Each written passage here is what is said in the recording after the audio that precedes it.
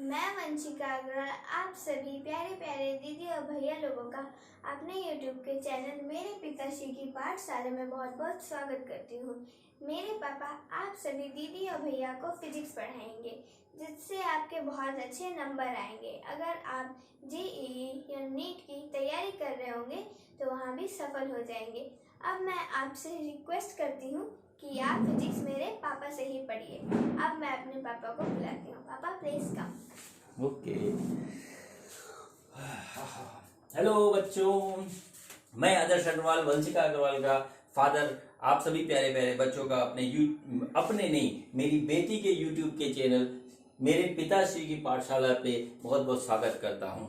और मैं बहुत खुश हूँ और संतुष्ट हूँ कि मेरी बेटी ने एक यूट्यूब चैनल बना करके मेरे को दिया है और मेरे को पढ़ाने का काम दे दिया है। तो अपनी बेटी की बात को मानते हुए मैं आपको पढ़ा रहा हूँ। ये उसका मेरे से भी रिक्वेस्ट है और आपसे भी उसने भी रिक्वेस्ट किया है। तो चलिए मैं फिजिक्स शुरू करता हूँ। ठीक है, तो बेटा क्या पढ़ाऊँ मैं? ओके, तो आज मेरे पापा आप सभी और दीदी भैया को यूनिट्स एंड मेजरमेंट पढ़ाएंगे। यूनिट्स एंड मेजरमेंट है पहला चैप्टर। चलो ठीक है, अब कहते हैं स्टार्ट करते हैं। तो बच्चों, आज मैं आपको फिजिक्स का पहला चैप्टर पढ़ाता हूँ, units and measurement. Units and measurement जो है एक बहुत ही इंपॉर्टेंट चैप्टर है फिजिक्स का, और अधिकतर लोग इसको लेते हैं हल्के में। तो मेरा ये कहने का मतलब है, इसको आप हल्के में ना लेकर के इसके इम्पोर्टेंस को समझिए सबसे पहले। और ये पूरी फिजिक्स में हर कदम पे काम में आता है। किसी भी तरीके से आप इसको हल्के में लेकर के अपने फिजिक्स के पेपर को अच्छी तरह नहीं सॉल्व कर सकते हैं। अब जैसे मैं आपसे पूछता हूँ कि जैसे आप सभी लोग पढ़ रहे हैं, तो मैं आपसे एक चीज पूछता हूँ कि आपकी एज क्या है। मैंने आपसे जैसे आपकी एज पूछी, तो आप एज अपनी बताओगे 15 साल, 16 साल, 17 या 18 साल बताओगे। इसी टाइप से बताओगे ना, जैसे कि आप इसी एज ग्रुप में हो, सब पढ़ने वाले बच्चे जितने भी हो। अच्छा, उसके बाद मैं आपको पूछता हूँ कि आपकी बॉडी का वजन कितना है, आपका वेट कितना है। तो वेट कोई बताएगा कि मेरा जो है वजन जो है 50 केजी है, कोई बताएगा 55 केजी है, कोई 60 बताएगा, कोई ज़्यादा हैवी होगा तो अपने आप को 80 तक बताएगा, होता ही है। ठीक है, तो वेट आप बता रहे हो केजी में। और यदि मैं आपको पूछूंगा हाइट कितनी है आपकी, तो हाइट कोई बताएगा कि मेरी हाइट जो है वो 5 फुट 7 इंच है, या 6 फुट कुछ है, या वट एवर भी है। 5 से 6 फुट के बीच में ही हम ही लोग की हाइट होती है, हम सभी लोगों की। तो हम सभी लोग जो है उसी रेंज में आएंगे। तो जैसे कि हमसे ये बात कही गई कि हमारी एज क्या है, ठीक है, हमने उसको साल में बताया। वेट क्या है हमने केजी में बताया। हाइट क्या है हमने फीट और इंच में उसको बताया। अब होता क्या है, यदि आपसे कोई आपकी पूछे एज, और एज आप बताओ कि मेरी एज 16 केजी है। ठीक है, एज को आपने केजी में बता दिया, तो कैसा लगेगा, है ना? अच्छा नहीं लगेगा ना, बात गड़बड़ हो जाएगी। तो यही काम होता है फिजिक्स में। फिजिक्स में बच्चों बहुत ढेर सारी यूनिट फिजिकल क्वांटिटीज है, बहुत ढेर सारी फिजिकल क्वांटिटी है, और हर एक फिजिकल क्वांटिटी का एक डेफिनिट यूनिट है। ठीक है, इस चीज को नोट कर लीजिए। और हर एक यूनिट को हमें सही से पता होना चाहिए, उसका कन्वर्जन आना चाहिए, और उसको कैसे यूज करते हैं वो हमें पता होना चाहिए। तब हमारी फिजिक्स में कोई भी न्यूमेरिकल गलत नहीं होने पाता। तो सबसे पहले ये हमारा पहला चैप्टर है। अब जैसे कि मैं आपके सामने कुछ चीजें लिख रहा हूं, ठीक है, कुछ चीजें लिख रहा हूं, और उसको देखिएगा कि उससे क्या फर्क पड़ता है। तो जैसे मैं यहाँ पे हमने लिख दिया, देखिए कुछ ये लिखा 25, ये लिखा 75, ये लिखा 20, और ये लिख दिया 100, और ये इस तरीके से यहाँ लिख दिया 70, और ये लिख दिया 99। ठीक, अब मैं आपसे पूछूं कि क्या चीज है, तो आप जाहिर सी बात है कि आप कहोगे कि ये नंबर्स है। ठीक है, आपने बिल्कुल सही कहा, नंबर्स ही मैंने लिखे हैं, नंबर्स ही है। और नंबर क्यों लिखे हैं पता नहीं, लेकिन अब मैं इसके आगे कुछ चीजें लिख दे रहा हूं। जैसे ये हो गया,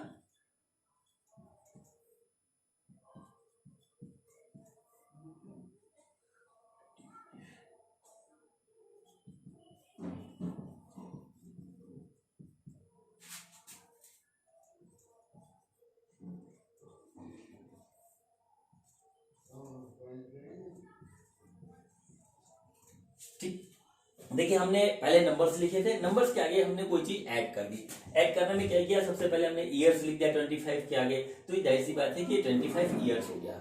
इसके आगे 75 के आगे हमने लिख दिया बॉयज। तो देखिए यहाँ पे जो है बॉयज को रिप्रेजेंट करने लगा कि 75 बॉयज, 20 एलिफेंट हो गया, 20 एलिफेंट के आगे 100 रुपीज हो गया, 70 डिग्री सेंटीग्रेड टेम्परेचर हो गया और 99 रन हो गए। तो क्या होता है कि 99 रन्स में क्या हुआ कि जैसे आप लोग क्रिकेट तो देखते होंगे, उसमें कभी कभी खिलाड़ी आउट हो जाता है 99 रन्स में, तो ये हुआ। तो मतलब ये हुआ कि जब नंबर्स लिखे थे और उसके आगे कुछ चीजें ऐड लगा कर दी गई तो उसका पूरा डेफिनेट मीनिंग आ गया। ठीक है, और यही काम फिजिक्स में यूनिट्स करती है, यही काम एग्जैक्टली फिजिक्स में यूनिट्स करती है। हर एक फिजिकल क्वांटिटी का यूनिट है, जो उसके आगे लिखा जाता है वो उसको रिप्रेजेंट करता है, हमको पता लग जाता है कि वो क्या चीजें हैं। ठीक, अब देखिए हो क्या रहा है, देखिए इसमें दो चीजें हैं, ये एक न्यूमेरिकल वैल्यू है तो न्यूमेरिकल वैल्यू को हम एन से कह देते हैं, और ये है यूनिट तो इसको हम कह देते हैं यू। ठीक है, तो थोड़ा बड़ा लिख देता हूं मैं, ये हो गया देखिए एन और ये हो गया यू।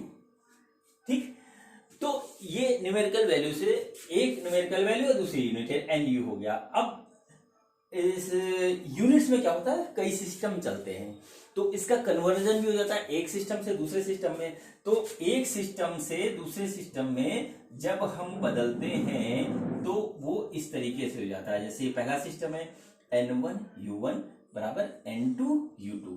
ठीक है, न्यूमेरिकल वैल्यू भी बदल जाएगी, यूनिट भी बदल जाएगी। ठीक है, अब मैं आपको समझाता हूं किस तरीके से होता है। सपोज करिए कि हम जो है लिख रहे हैं कहीं पे एक 1 ईयर। ठीक है, हमने लिखा 1 ईयर, 1 क्या हुआ न्यूमेरिकल वैल्यू हो गई, ईयर क्या हो गया यूनिट हो गया। इसको हम क्या कर सकते हैं, हम इसको लिख सकते हैं 12 मंथ्स। देखिए लिख सकते हैं इस तरीके से, बात एक ही है। ठीक है, बात ये 1 ईयर इक्वल टू 12 मंथ्स। देखिए यहाँ पे न्यूमेरिकल वैल्यू बदल गई और यहाँ पे इसका रिप्रेजेंटेशन भी बदल गया, हमको ये बात पता है। एक तीसरी इसको इस तरीके से लिख सकते हैं 365 डेज। ठीक है, 365 डेज भी लिख सकते हैं। देखो कुछ लोग कह रहे हैं कि 366 भी होता है एक लीप ईयर में, मुझे भी पता है लेकिन जनरली यही माना जाता है तो इसलिए कह दे रहे हैं। चलिए, तो ये एक तरीका होता है यूनिट के रिप्रेजेंटेशन का। अब बात ये आई कि जो है दुनिया भर में जितने भी साइंटिस्ट काम कर रहे थे वो अपने अपने तरीके से काम कर रहे थे, अपनी अपनी यूनिट थी और उसको वो यूज करते थे। जैसे कि हमारे यहाँ वो चलता है वजन का, जैसे हमें किसी चीज का वेट लेना है तो किलो भी चलता था, शेर भी चलता था, मन भी चलता था, कभी पसेरी भी चलता था। शायद आपने सुना हो, यंग जनरेशन हो, लेकिन हमारे टाइम में हमने सुना था लोग सब्जी उब्जी लेने जाते थे तो पसेरी वो चलता था। तो ठीक है, तो हर का अपनी लैंग्वेज थी, अपनी लैंग्वेज में काम करते थे। होता क्या था इससे कि जब साइंटिस्ट एक दूसरे से मिलते थे तो एक दूसरे की बात को उतनी अच्छी तरीके से समझ नहीं पाते थे, तो लोग हर एक 3 सिस्टम में अधिकतर काम करते थे दुनिया भर के साइंटिस्ट। उन सिस्टम को सबसे पहले मैं आपको दिखाता हूं कि किस तरीके से फिजिक्स का यूनिट्स को रिप्रेजेंट करते थे और फिर बाद में कैसे कंसेंसस उनके बीच में बना। तो यहां पे मैं सबसे पहले आपके सामने लिख रहा हूं system of units, system of units. ठीक है, हमारे यहाँ 3 सिस्टम चलते थे पूरे वर्ल्ड में। सबसे पहले चलता था MKS सिस्टम। ठीक है, MKS सिस्टम। दूसरा था CGS सिस्टम। दूसरा था हमारा, इसको लिख देता हूं नीचे, सिस्टम, और ये भी हो गया सिस्टम। और तीसरा था FPS सिस्टम। ठीक है, ये 3 सिस्टम से सारे लोग जो है मेजरमेंट कर रहे थे फिजिकल क्वांटिटीज का और अपना अपना रिसर्च वगैरह कर रहे थे। तो MKS सिस्टम क्या था, MKS सिस्टम में था हमारा मीटर, किलोग्राम एंड सेकेंड। ठीक है, metre, kilogram and second. CGS system में क्या था, लेंथ हम नापते थे सेंटीमीटर में, सेंटीमीटर, और G से ग्राम, ग्राम, और टाइम सेकंड में। ठीक है, और उसके बाद जो था FPS था। FPS में हम लेंथ को नापते थे फुट में और वेट को पाउंड में। ठीक है, और टाइम को सेकंड में। ये 3 सिस्टम पूरी दुनिया में चल रहे थे। एक दूसरे से इसमें कन्वर्जन होता था, लोगों को सुविधा नहीं होती थी। ठीक है, तो ये था इसमें metre kilogram second system, centimetre gram second system, foot pound second system. ये 3 सिस्टम चल रहे थे। तो एक बार क्या हुआ कि सारे दुनिया के वैज्ञानिक इकट्ठा हुए और उन्होंने आपस में बातचीत करी। तो उन्होंने कहा कि जो है एक ऐसा सिस्टम होना चाहिए जो पूरी दुनिया में मान्य हो। तो सब लोग एग्री हो गए और उन्होंने एक इंटरनेशनल सिस्टम ऑफ यूनिट बनाया। ठीक है, क्या बनाया? International system of unit. और उस यूनिट को नाम दिया गया एसआई यूनिट। उसी यूनिट को हम कहते हैं एसआई यूनिट। तो क्या हुआ? इंटरनेशनल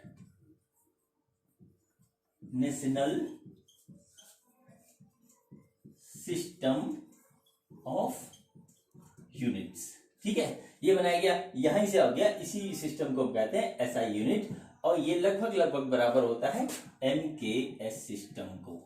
एमकेएस सिस्टम को ही एसआई यूनिट मान लिया जाता है और इसी में सारी बात होती है।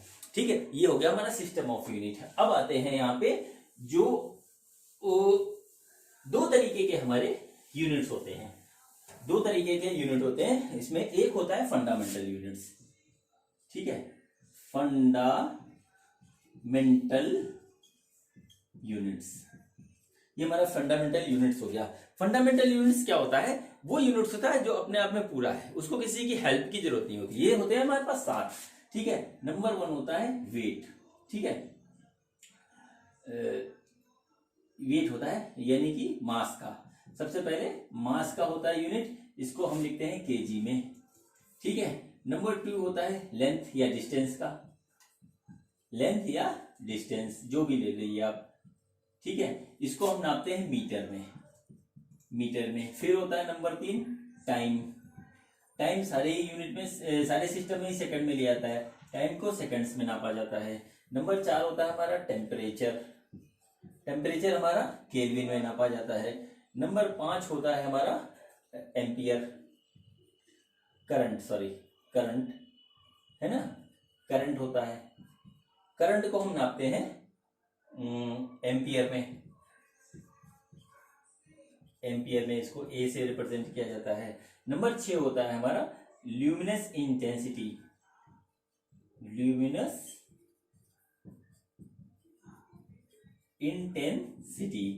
इसको नापते हैं कैडिला में। सीडी से लिखते हैं, इसको कहा जाता है कैडिला। ठीक है, और नंबर 7 होता है हमारा अमाउंट ऑफ सब्सटेंस। ठीक है, इसको हम कहते हैं मोल में। ठीक है, ये हमारा मोल होता है। तो ये हमारी 7 फंडामेंटल यूनिट्स हैं। ठीक है, ये अपने आप में, जैसे हमने कहा वेट, हाँ केजी में हो गया। लेंथ हमने नापा तो मीटर में हो गया। हमको इतना कपड़ा चाहिए या वटेवर भी जो चाहिए। टाइम सेकंड में नापते हैं, टेम्परेचर केल्विन में नापते हैं, करंट को हम एम्पियर में नापते हैं, ल्यूमिनस इंटेंसिटी को कैडिला में, अमाउंट ऑफ सब्सटेंस को मोल में नापते हैं। ये आप नोट कर लीजिए। दूसरी होती है हमारी डेराइव्ड यूनिट। डेराइव्ड यूनिट क्या होती है? इन फंडामेंटल यूनिट से उसको डेराइव किया जाता है। ठीक है, डेराइव किया जाता है। तो कैसे डेराइव किया जाता है, उसका क्या रूल है, वो मैं आपको बता रहा हूं। तो बताने से पहले मैं एक चीज आपसे कहना चाहता हूं सभी बच्चों से। जैसे कि आप लोग वीडियो ये देख रहे हैं तो इसमें 3-4 तरीके के बच्चे होंगे। एक होंगे बिल्कुल फ्रेशर, जिन्होंने अभी जस्ट स्टार्ट किया है, 11th में वो आए हैं। और एक होंगे जो 2 साल पढ़ चुके हैं, 1 साल पढ़ चुके हैं, 11th पास करके आ चुके हैं 12th में। एक वो होंगे जो 12th भी पास कर चुके हैं और जेईई और नीट की तैयारी कर रहे हैं। तो मैं बात बेसिकली अपनी कहना चाह रहा हूं जो बिल्कुल फ्रेशर्स है बच्चों। जैसे कि मैं बताने चाह रहा हूं यूनिट, तो यूनिट जो है पूरी फिजिक्स की बताऊंगा। हो सकता है बहुत सी फंडामेंटल फिजिकल क्वांटिटी ऐसी हो जिसके बारे में अभी आपको पता ना हो। ठीक है, पहला चैप्टर है ये, और इसमें जो है सारी यूनिट्स आती है। धीरे धीरे इसको आपको पता लग जाएगा, इसलिए घबराइएगा मत। ये मत सोचिएगा पता नहीं क्या नया फंडा आ गया हमारे सामने, ऐसा कुछ भी नहीं। धीरे धीरे चीजें समझ में आ जाएंगी। ठीक है, तो अब हम आपको बताते हैं यहाँ पे डेराइव्ड यूनिट। डेराइव्ड यूनिट क्या होती है? डेराइव्ड यूनिट वो होती है जो हम डेराइव करते हैं। किससे डेराइव करते हैं? फंडामेंटल यूनिट से डेराइव करते हैं। तो इसके लिए हमको सबसे पहले क्या बता, सबसे पहले हम यहाँ पे लिख रहे हैं डेराइव्ड यूनिट्स।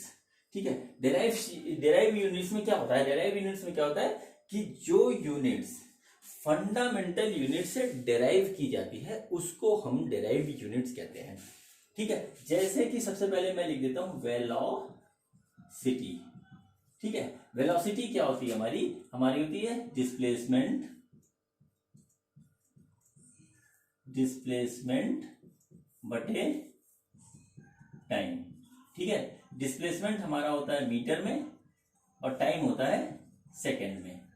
ठीक है, देखिए डिस्प्लेसमेंट अभी मैंने दिखाया फंडामेंटल यूनिट है, ये होता है हमारा मीटर में और टाइम होता है सेकंड में, इसको कहते हैं मीटर पर सेकंड।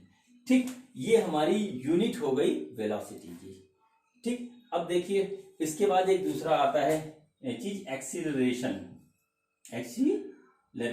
ठीक है, एक्सीलरेशन ये क्या होता है, वेलोसिटी या कहते हैं चेंज इन वेलोसिटी। चलिए वही लिख देता हूं, चेंज इन वेलोसिटी लिख दें ज्यादा सही रहेगा।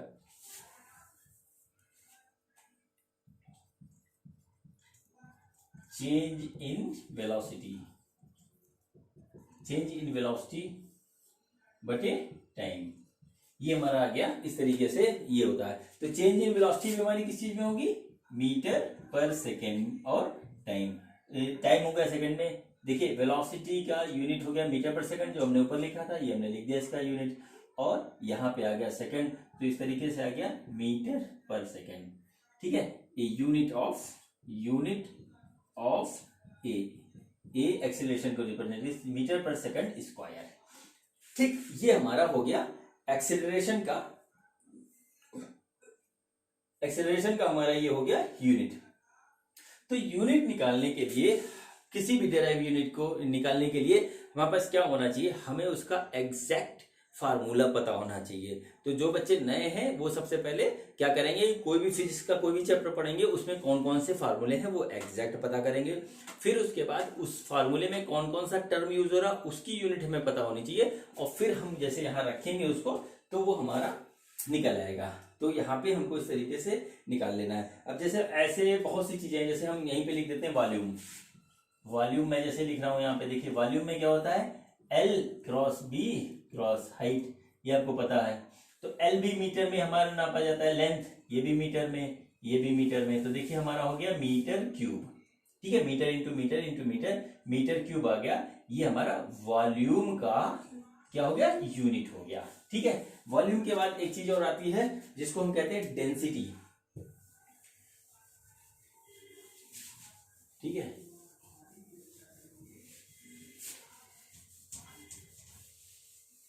देखिए एक चीज होती है हमारी डेंसिटी। तो डेंसिटी क्या होता है, मास अपॉन वॉल्यूम। ठीक है, मास हमारा क्या हो गया, मास हो गया हमारा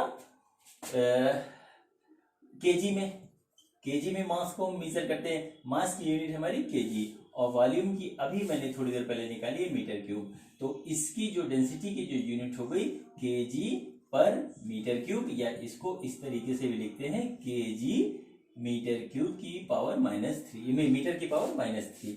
ये दो तरीके होते हैं इसको लिखने के लिए। तो एक चीज है कि डेराइव्ड यूनिट निकालने के लिए सबसे पहले हमें उस फिजिकल क्वांटिटी का फार्मूला सही पता होना चाहिए, उसमें यूज होने वाले टर्म्स की यूनिट पता होनी चाहिए, उससे हम डेराइव कर लेंगे बहुत आसानी से। ठीक है, तो अब जो है बात मैं करता हूं आगे।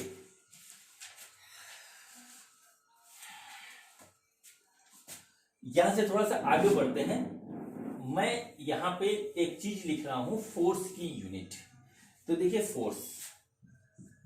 फोर्स जो होता है वो होता है m इंटू ए, यानी मास इंटू एक्सेलरेशन। तो मास को हम मेजर किस चीज में करते हैं, मास को मेजर करते हैं केजी में, और एक्सेलरेशन को मेजर करते हैं हम मीटर पर सेकेंड स्क्वायर में। ठीक है, तो फोर्स की यूनिट जो हो गई वो हमारी हो गई केजी मीटर पर सेकेंड स्क्वायर, और यहीं से एक नया टर्म इंटर करता है यूनिट की दुनिया में। ठीक है, फोर्स जितना भी आप लोग पढ़े होंगे उसमें आप लोग पढ़े होंगे न्यूटन में, ठीक है, सही है। लेकिन क्या हुआ, उस फोर्स की असली यूनिट है केजी मीटर पर सेकंड स्क्वायर। इस यूनिट को हम क्या कहते हैं, यूनिट न्यूटन भी लिखते हैं न्यूटन में। अब न्यूटन इसलिए इसको लिखते हैं कि फोर्स पे, मैकेनिक्स पे, लॉज ऑफ मोशन पे सबसे ज्यादा काम एक ग्रेट साइंटिस्ट न्यूटन साहब ने किया, तो उनको ऑनर देने के लिए फोर्स की यूनिट बना दी गई न्यूटन। अब जो कि केजी मीटर पर सेकंड स्क्वायर भी लिखा जाता है, ठीक। अब यदि कहीं पर किसी भी तरीके से पूछा जाए तो दोनों चीज को हमें पता होना चाहिए। तीसरी चीज एक और है कि फिजिक्स में, पूरी फिजिक्स में, 12th के लेवल तक की फिजिक्स में ऐसी बहुत सी यूनिट्स हैं जिनको साइंटिस्ट के नाम पे रखा गया है, ठीक है, वो हमको पता होना चाहिए और दोनों का कन्वर्जन पता होना चाहिए। होता क्या है ना, आपके बोर्ड के एग्जाम में भी आ जाता है और आईआईटी और नीट में तो आता ही आता है ये कि उसको भी कर दिया, वो भी कर दिया, दोनों को पता होना चाहिए। जैसे क्वेश्चन आ जाता है कि which of the following units represents the same physical quantity, ठीक है। तो ये जो है यहाँ पे, ये जो यहाँ पे हमको पता होना चाहिए। अब मैं इसमें इसी तरीके से कुछ यूनिट आपको बताता हूं। तो देखिए सबसे पहले जो है हम लिखते हैं यहाँ पे वर्क। वर्क, वर्क क्या होता है, वर्क होता है, वर्क का फार्मूला, सबसे पहले मैं फार्मूला लिखना होगा, force into displacement, force into displacement. देखिए फोर्स को हम क्या लिखते हैं, न्यूटन, डिस्प्लेसमेंट हमारा हो गया मीटर, तो हमारा जो यूनिट हो गई न्यूटन मीटर, ठीक, न्यूटन मीटर। अब एक वैज्ञानिक हुए थे जूल साहब, तो उन्होंने इस पे काम किया था, तो इस वजह से न्यूटन मीटर को जूल भी लिखा जाता है और जूल ही ज्यादा फेमस जो है हमारा, जूल ही ज्यादा फेमस हमारा यूनिट है, उसका वर्क का यूनिट जूल है, ठीक। अब यहाँ पे दूसरी एक यूनिट होती है, इसके बाद वो आती है, अब देखिए हम इसमें क्या करेंगे, क्वेश्चन किस तरीके से आते हैं मैं भी थोड़ा सा और बता दूं। जैसे न्यूटन लिखा है, अब न्यूटन को हम क्या लिख सकते हैं, न्यूटन को हम ये भी लिख सकते हैं केजी मीटर पर सेकंड स्क्वायर लिख सकते हैं, इनटू मीटर, ये वाला है न्यूटन की, हमने ये लिख दी, जो इसकी रिप्रेजेंटेशन का एक और तरीका है, और मीटर लिख दिया। अब देखिए इसको इस तरीके से भी आपको कहीं कहीं लिखा मिलेगा कि वर्क की एक यूनिट ये है, एक ये हो गई और एक ये हो गई, 3 यूनिट हो गई वर्क की, एक ही साथ को देख लीजिएगा एसआई सिस्टम में, ठीक है। इस तरीके से क्वेश्चन आ जाते हैं कि which represent the unit of work, और चौथा दे देगा, गलत होगा वो आपको टिक कर देना होगा, ठीक है। तो आपको कन्वर्जन आना चाहिए और प्रैक्टिस करेंगे तो कन्वर्जन आराम से आ जाएगा। देखिए इसके बाद एक और आता है, उसका नाम है पावर।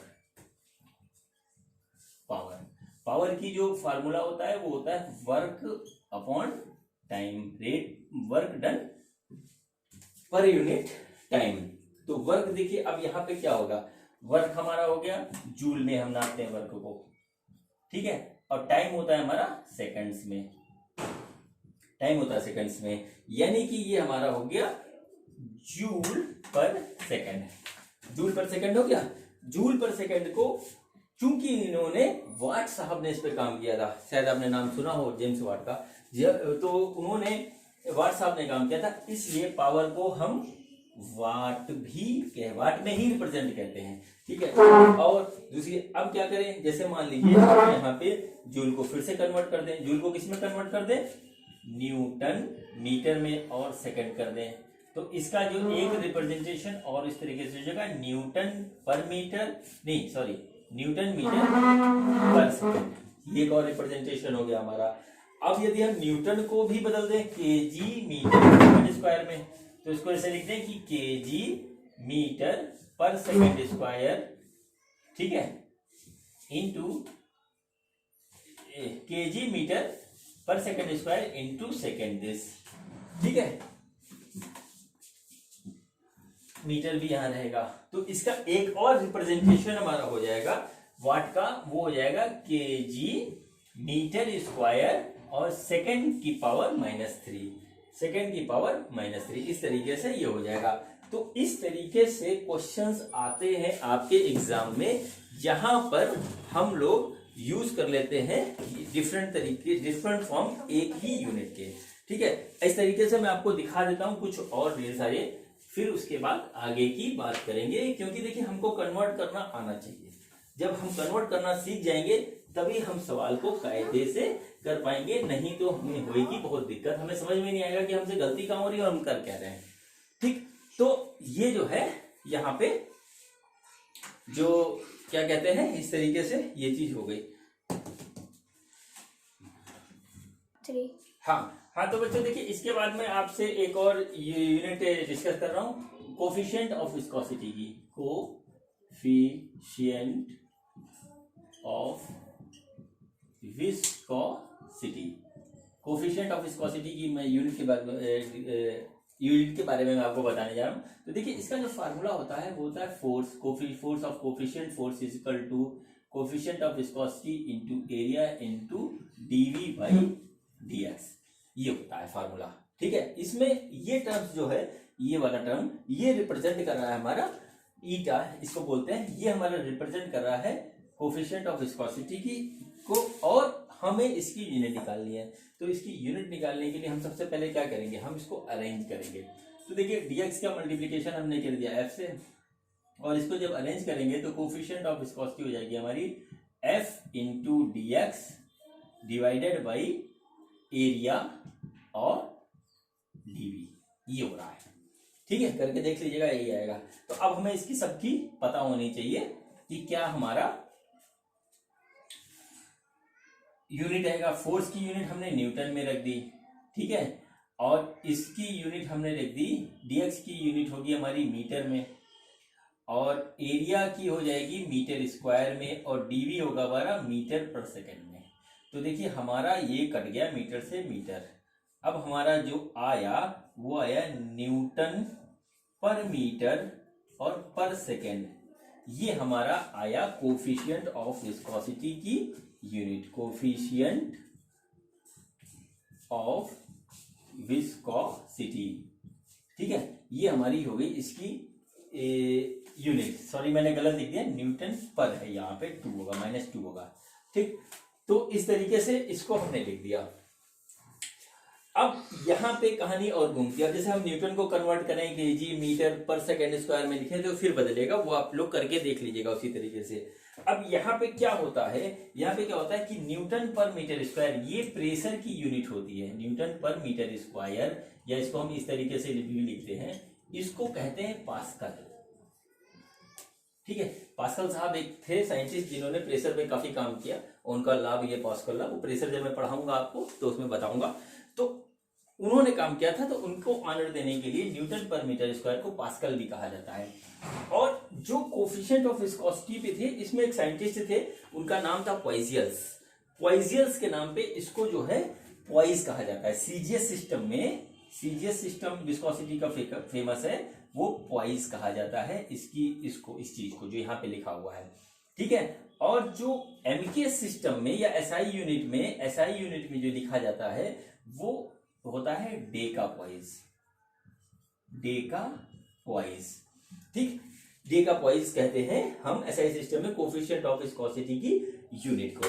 अब देखिए न्यूटन पर मीटर स्क्वायर पास्कल कहा जाता है, तो इसको हम लिख भी सकते हैं पास्कल पर सेकेंड। इसको ऐसे लिख सकते हैं या ऐसे भी लिख सकते हैं। ठीक है, बात को आप समझ रहे होंगे। तो हमको इस तरीके से कन्वर्जन आना चाहिए। ठीक है, नहीं आएगा तो हम कंफ्यूज हो जाएंगे। खासतौर से विस्कोसिटी में मैंने जब बच्चों से बात की है जो लोग नीट और जेईई की तैयारी करते हैं, और मैं उनसे पूछता हूं कि कैसी तैयारी चल रही है, तो कहते हैं बहुत अच्छी चल रही है। और मैं पहला ही क्वेश्चन मेरा होता है कि विस्कोसिटी की यूनिट बता दीजिए। तो कुछ लोग तो सोचने लग जाते हैं, और कुछ लोग कहते हैं कि निकाल लेंगे जब एग्जाम में आएगा, कुछ लोग क्या कहते हैं भूल गए। ठीक है, एक झटके में आज तक मेरे को कोई नहीं बता पाया, सही बात है, और बहुत आता है। और जो पॉइज सिस्टम में लिखा हुआ है वो सीजीएस में है, और एसआई में डेका पॉइज होता है।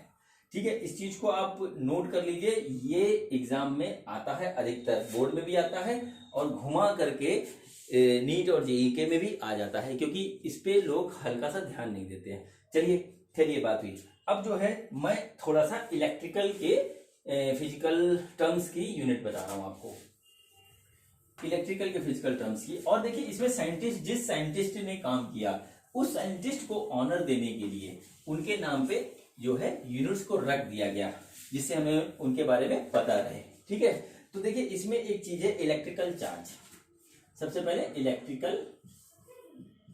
इलेक्ट्रिकल चार्ज, इलेक्ट्रिकल चार्ज हमारा होता है क्यू इक्वल टू होता है IT, करंट इंटू टाइम।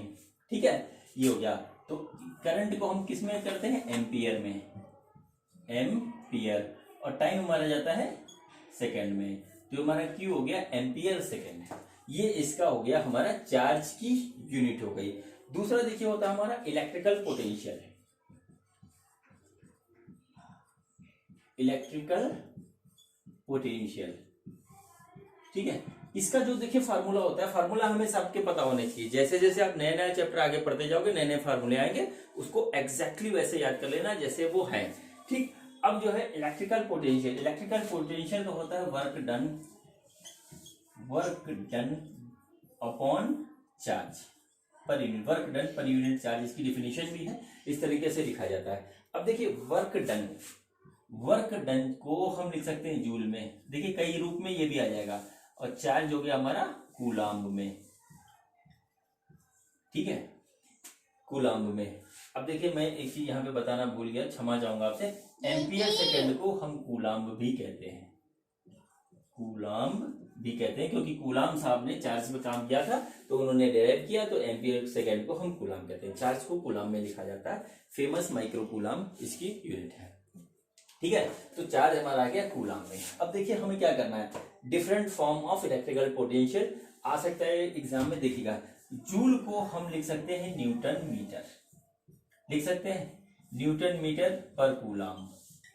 ठीक है, एक तो फॉर्म इसका ये हो गया। न्यूटन को और आप बदल दीजिए केजी मीटर पर सेकेंड स्क्वायर इंटू मीटर बटे कूलाम्ब।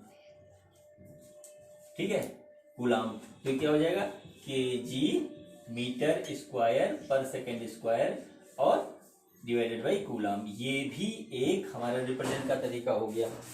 ठीक, और हम कुछ तरीके से निकाल सकते हैं कि कूलाम्ब को भी हमने बदल दिया, समझ करिए केजी मीटर पर सेकेंड स्क्वायर, कूलाम्ब को हमने क्या किया एम्पियर सेकंड में कर दिया, तो एम्पियर और सेकंड ये आ गया।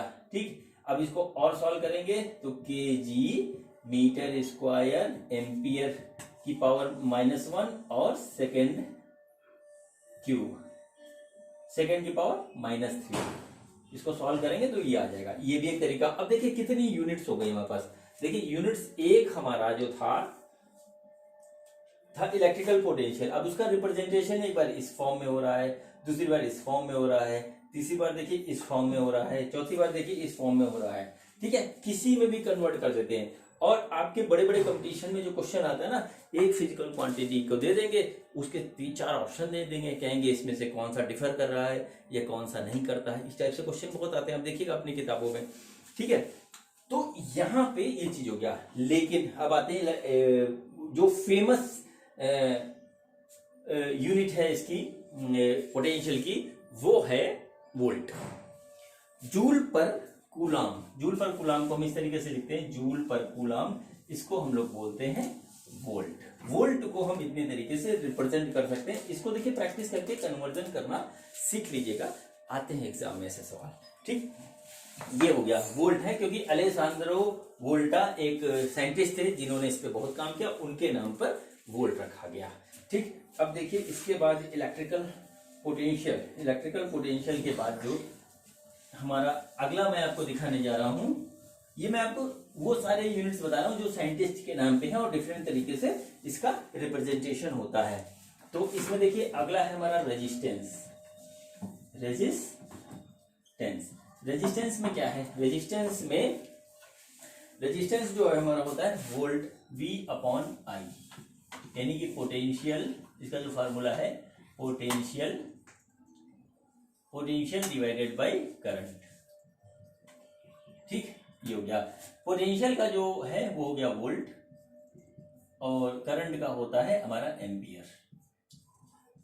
ठीक है, यानी कि वोल्ट पर एम्पियर। और इस पे जो काम किया था एक ओम्स लॉ है, इलेक्ट्रिक में बहुत फेमस लॉ है ओम्स लॉ। तो ओम्स भी एक साइंटिस्ट थे, तो इनके नाम पर इसको उन्होंने ओम लिख दिया।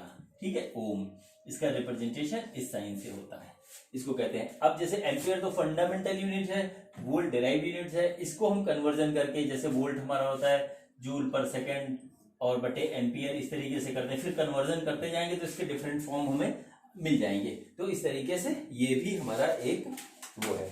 अच्छा, अब एक दो मैं आपको और बताता हूं, उसके बाद बात आगे की करेंगे।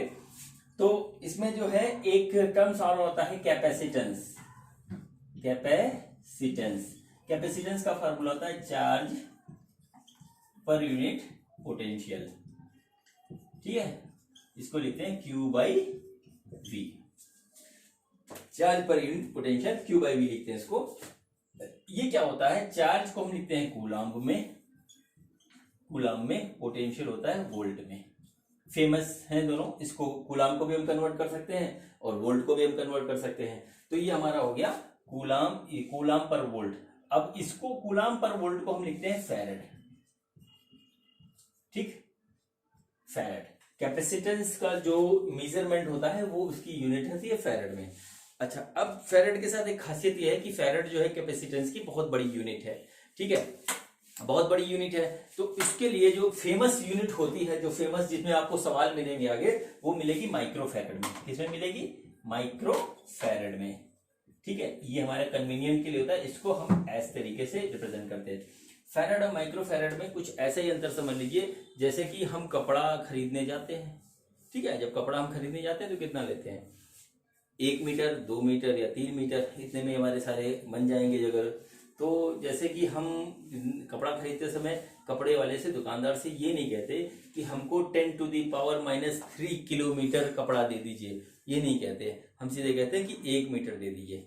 ठीक है, यही तरीका है। इसको फैरेड जो है बहुत बड़ी यूनिट है कैपेसिटेंस की, इसलिए उसको यूज ना करके माइक्रोफैरेड यूज किया जाता है। ये भी एक साइंटिस्ट थे, इनके नाम पे है। ठीक है, इसके बाद जो है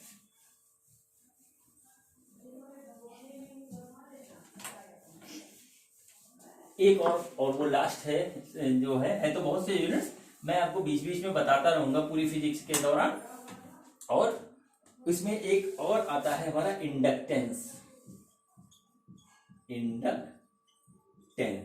इंडक्टेंस है। इंडक्टेंस का जो फार्मूला होता है वो होता है EMF, electromotive force, divided by current upon time. ठीक है, EMF हमारा वोल्ट में होता है, करंट हमारा एम्पियर में होता है और टाइम हमारा सेकेंड में होता है। ठीक है, इसको डिफरेंट तरीके से रिप्रेजेंट किया जाता है। देखिए, सेकेंड ऊपर चला जाएगा, volt into second divided by ampere. ठीक है, तो इसको जो इस पे जो काम किया था एक साइंटिस्ट हुए थे हेनरी, तो इसका जो है रिप्रेजेंटेशन हम हेनरी के फॉर्म में करते हैं। इसका रिप्रेजेंटेशन हम हेनरी के फॉर्म में करते हैं, तो इसको कहते हैं हेनरी। ठीक, तो ये इतने तरीके से इसको किया जाता है। अब मैं आपको कुछ नई बातें बताता हूँ। हाँ, तो बच्चों मैंने अब तक आपको इतनी बात बताई। अब मैं आपको जब बात बताने जा रहा हूँ वो आपको जो प्रैक्टिकल प्रॉब्लम आती है फिजिक्स के क्वेश्चन सॉल्व करने में, वो उसके बारे में बता रहा हूँ। देखिए, फिजिक्स में 3 यूनिट्स हैं जो आपको बहुत परेशान करेंगी। ठीक है, एक मैं जिसको बहुत ज्यादा, जो मेरा एक्सपीरियंस है, जिसने मेरे को भी परेशान किया था, उन 3 यूनिट के बारे में आपको बता रहा हूँ और वो कहाँ कहाँ यूज होती है वो बता रहा हूँ। फिजिक्स में एक चैप्टर है डायनेमिक्स का, और थोड़ा सा विस्कोसिटी का भी ये होता है, और फ्लूइड्स ऑफ मोशन का भी होता है, फ्लूइड्स के मोशन का भी होता है। तो उसमें एक यूनिट आती है, एक फिजिकल क्वांटिटी आती है, वो होता है प्रेशर। ये सबसे वीआईपी फिजिकल क्वांटिटी है। इसके यूनिट्स बहुत ढेर सारे हैं। ठीक है, और वो किसी में भी दे देते हैं आपको घुमाने के लिए, और आप लोग को यदि सही नॉलेज या सही तरीका नहीं पता है तो आप घूम जाते हो, सवाल कर लेते हो। दूसरा है वॉल्यूम, और तीसरा है एनर्जी या वर्क डन, जो कुछ भी है इसमें देखिएगा। तो यहाँ पे इसमें क्या होता है, सिस्टम ऑफ यूनिट भी कन्वर्ट होता है और इसको तरीके से करते भी हैं। तो सबसे पहले हम प्रेशर की बात करते हैं। प्रेशर देखिए, एक प्रेशर की जो SI यूनिट है SI यूनिट ऑफ प्रेशर, ठीक है, प्रेशर वो है न्यूटन पर मीटर स्क्वायर, ठीक है। इसको आप देख लीजिए, न्यूटन पर मीटर स्क्वायर ये है। न्यूटन पर मीटर स्क्वायर को चूंकि इस पे पास्कल साहब ने काम किया था, इसलिए इसको पास्कल भी कहते हैं, ठीक है, पास्कल भी इसको कहते हैं, ठीक है, पास्कल भी कहा जाता है।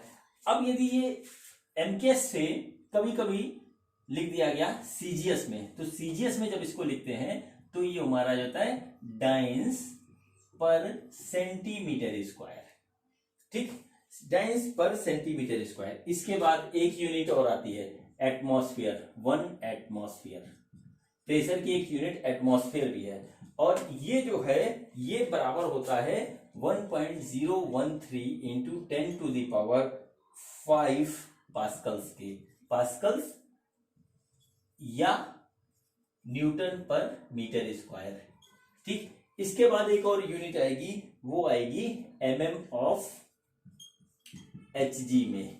इसके बाद इसी को रिप्रेजेंट करते हैं सेंटीमीटर ऑफ एचजी में। इसके बाद इसको रिप्रेजेंट करते हैं मीटर ऑफ एचजी में, ठीक। और एक जो है और जो होता है प्रेशर की यूनिट, उसको कहते हैं बार, बार में 1 बार, ठीक है, 1 बार इक्वल टू होता है 10 टू द पावर 5 पास्कल्स, ठीक है, ये आ गया हमारा। और एक बार को हम फिर 1 मिली बार भी लिख देते हैं, 1 मिली बार। और उसके बाद जो है लास्ट आता है वो होता है टॉर, टॉर होता है 1 mm ऑफ एचजी, ठीक है।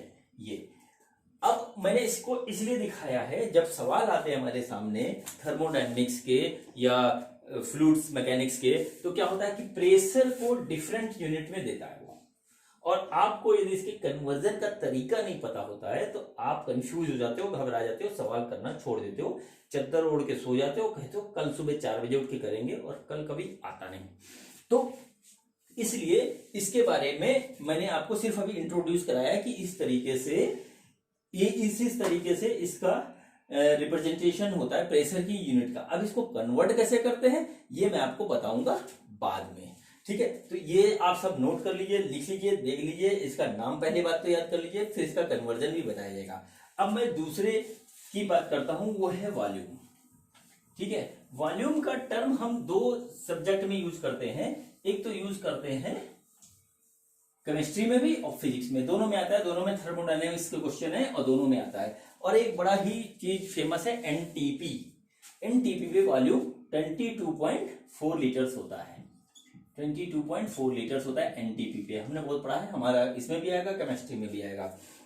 अब करना है क्या हमको, वॉल्यूम की 3 रिप्रेजेंटेशंस होती हैं, 3 रिप्रेजेंटेशंस होती है। एक तो होता है लीटर में, दूसरा होता है सीसी में, सीसी यानी कि क्यूबिक सेंटीमीटर, ठीक है, क्यूबिक सेंटीमीटर, ठीक। और तीसरा होता है मीटर क्यूब में, ठीक है, ये होता है मीटर क्यूब में। तो हमको क्या दिया होगा, कभी लीटर दिया होगा, कभी क्यूबिक सेंटीमीटर दिया होगा, कभी मीटर क्यूब दिया होगा, तो एक से दूसरे में, दूसरे से तीसरे में कैसे कन्वर्ट करेंगे ये हमको पता होना चाहिए, और हमको कन्वर्जन करना आना चाहिए, और ये भी पता होना चाहिए कि इसको किस तरीके से, किस सवाल में कौन सी यूनिट यूज होगी, वो मैं आपको दिखाऊंगा। तीसरा होता है एनर्जी। एनर्जी में जो है देखिए 2 यूज होता है, जूल और अर्ग, ठीक, जूल और अर्ग ये हमारा जो आता है, तो 1 जूल बराबर कितने अर्ग होता है, इस तरीके से ये जो मैं आपको सब बताऊंगा किस तरीके से इसको कन्वर्ट किया जाता है, कैसे इसका यूज किया जाता है, कैसे इसका यूज किया जाता है, और कैसे सवालों में इसको करना चाहिए। तो ये सारी बातें मैं आपको बताऊंगा अपने अगले वीडियो में। आज का वीडियो यहीं तक के लिए है। अब मैं अपनी बेटी को बुलाता हूं जिसने मेरे लिए ये YouTube चैनल बनाया है। चलो आइए वंशिका जी, मेरा आज का क्लास खत्म हुआ। ओके, तो आज मेरे पापा ने आपको यूनिट्स एंड मेजरमेंट की पहली क्लास ली, और आगे का जानने के लिए अगला वीडियो जरूर देखिएगा मेरे पिताश्री की पाठशाला चैनल पर।